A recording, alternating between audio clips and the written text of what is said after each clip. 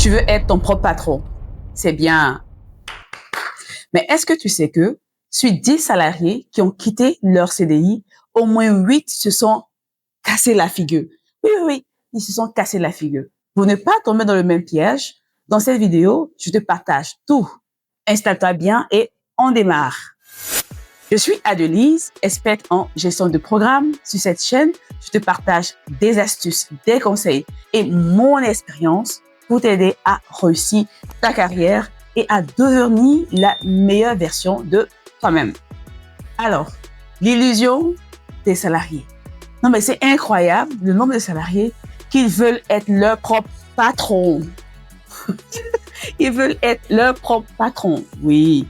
Se réveiller à quelle heure? À 11 heures. Dormir. Se réveiller à 12 heures. Tranquille. Aller au travail quand ils veulent. Oui. Lifestyle. Tranquille. No stress. Je fais ce que je veux. Quand je veux. Personne ne me commande. J'en ai marre de mon boulot. Oui, j'en ai marre. Je veux entreprendre. Je veux. C'est bien. C'est une bonne chose. Mais wake up. Est-ce que vous pensez que les salariés, les entrepreneurs, vous pensez qu'ils dorment? Renseignez-vous auprès des entrepreneurs. Ils travaillent 2 fois plus que les salariés. Parce que quand vous êtes salarié, vous recevez votre salaire à la fin du mois. Qu'il pleuve, qu'il neige, votre virement tombe. C'est pas le cas pour les entrepreneurs. Beaucoup d'entrepreneurs n'ont même pas un salaire parce que ils sont vraiment dans la phase de développer leur entreprise. Oui, ils sont dans cette phase-là et ils misent tout ce qu'ils gagnent et ils réinvestissent ça dans l'entreprise. Ils ne dorment pratiquement pas. Ils travaillent jour et nuit. Beaucoup de salariés qui ont démissionné ou allaient entreprendre, ils se sont rendus compte que non. Être son propre patron, c'est bien, mais c'est pas quelque chose qui se fait du matin au soir ou du jour au lendemain. Ça demande une organisation. Alors aujourd'hui, on parle de quoi faire exactement en termes d'organisation pour éviter de tomber dans le piège. Première chose, quel est le type d'activité que tu choisis, dans lequel tu aimerais te lancer quand tu vas laisser ton CDI? Non, mais les gens, ils sont tellement pas réalistes. Oui, je veux innover. Ils sont prêts à aller investir leurs petites épargnes dans des activités qu'ils n'ont jamais eu à faire. Ils ont zéro expertise dans l'activité qu'ils veulent lancer. Mais c'est de la loterie ou non? Vous devez commencer avec ce que vous savez faire, avec vos compétences actuelles. Est-ce que vos compétences actuelles sont monétisables? Quelle activité vous pouvez faire avec ce que vous savez faire d'abord? Bien maîtriser avant de vous lancer dans autre chose. D'autres se lèvent le matin, oui, je vais ouvrir un salon de coiffure, oui, je vais ouvrir un restaurant ou faire des brunchs, oui, comme c'est tendance, oui, je vais investir 10 millions, 5 millions dans telle chose, parce que oui, je pense que je vais le faire. Renseignez-vous, faites des sondages. Combien de salariés ont investi leur épargne et ont tout perdu? Tout perdu. Oui.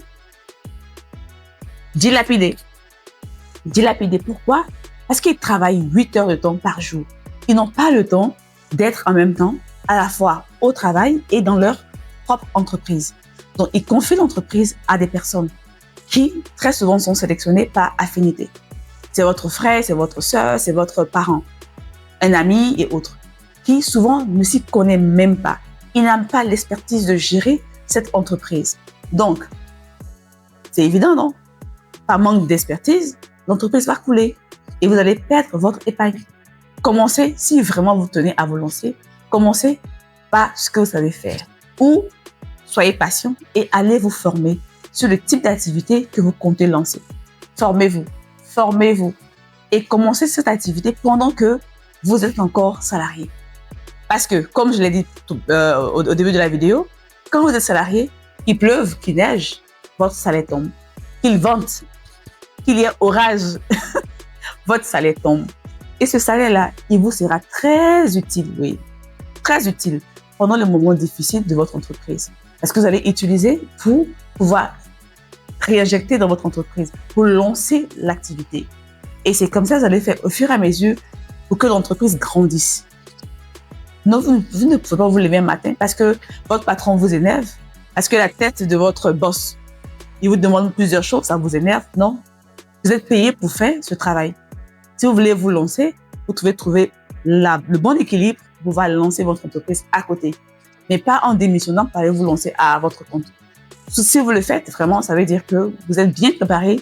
Vous avez une épargne solide qui pourra vous aider durant les 12 prochains mois de l'entreprise. Parce que même si vous avez une épargne, le fait que l'entreprise ne marche pas bien, n'est pas rentable, cette entreprise va puiser tout ce que vous avez économisé. Donc, vous êtes prévenu. L'autre chose, c'est dès que l'entreprise commence à faire ses premiers pas, commence à gagner de l'argent, il y a des salariés qui pensent que oui, ça va, tout va bien. Non, comme ça marche un peu, je commence à avoir des clients. Oui, mais est-ce que vous avez la garantie que ces clients vont rester? Donc, soyez sûr que l'entreprise est assez stable. Le revenu que rapporte cette entreprise est au minimum 2 fois votre salaire actuel ou 1 fois et demi votre salaire actuel. Comme ça, vous êtes sûr que cette entreprise pourra non seulement couvrir vos charges, et vous aurez également une épargne ou des réserves pour faire face aux moments difficiles. C'est super important de vraiment avoir une gestion financière assez rigide pour pouvoir réussir cette étape-là. L'autre chose qui est assez drôle, c'est que beaucoup de salariés qui ont démissionné, qui ont laissé leur CDI pour se dire « oui, je vais être mon propre patron », ils sont devenus esclaves de leur entreprise. Ils sont devenus le salarié de leur entreprise. C'est ça. Et donc, c'est eux qui travaillent le plus que les autres salariés. Et ils sont même énervés quand les autres salariés disent « ah, moi, je rentre à 17h ». Ils sont pas contents. Non, ils sont énervés. Oui, mais l'entreprise est là, on vous paye, mais restez. Non, messieurs, ils sont salariés. Donc, c'est vous, votre bébé, c'est votre entreprise. Donc, on ne devient pas son propre patron du matin au soir. Non, ça demande une organisation, ça demande des sacrifices pour atteindre ce niveau-là. Et petit à petit, on délègue aux autres collaborateurs. On délègue. Quand on sent que ça va, on est sûr qu'on a une bonne base financière, on peut se permettre de démissionner. Donc, ne vous fiez pas à tout ce que vous voyez sur Internet. Des gens qui vous vendent du rêve, qui vous disent « oui, tu peux démissionner pour être ton propre patron ». Non, c'est pas comme ça. Il faut préparer votre départ. Il ne faut pas être surpris. Ne suivez pas la mouvance, la tendance. Être salarié, c'est un choix. Être entrepreneur aussi, c'est un choix. L'entrepreneur, il travaille plus qu'un salarié. Il est là pour résoudre des problèmes.